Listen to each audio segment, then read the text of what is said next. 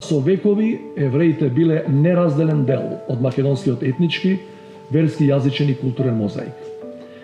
Како почитувани еснафи, лекари, уметници и духовници придонеле за развој на општествениот, економскиот и културниот живот.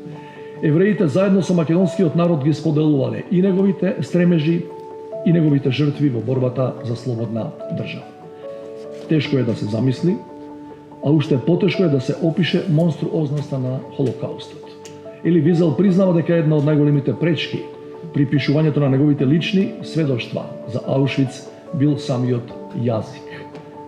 Тој вели дека зборовите глад, жед, страв, транспорт, селекција и оган тогаш значеле нешто друго.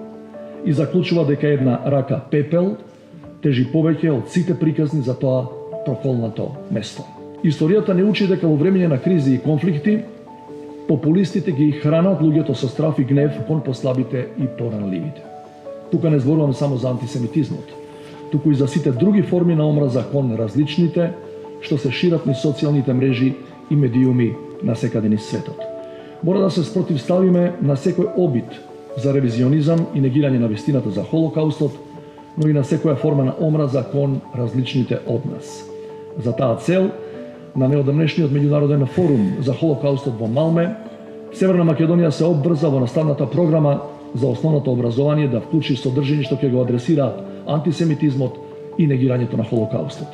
Како држава се обврзавме да организираме и задолжителни посети на овој меморијален центар од страна на сите ученици од основното и средното образование.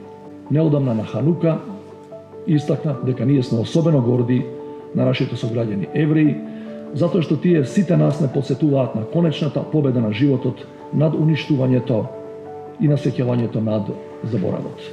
Затоа ние одбираме да се сеќаваме, за да не ни се повтори. Благодарам.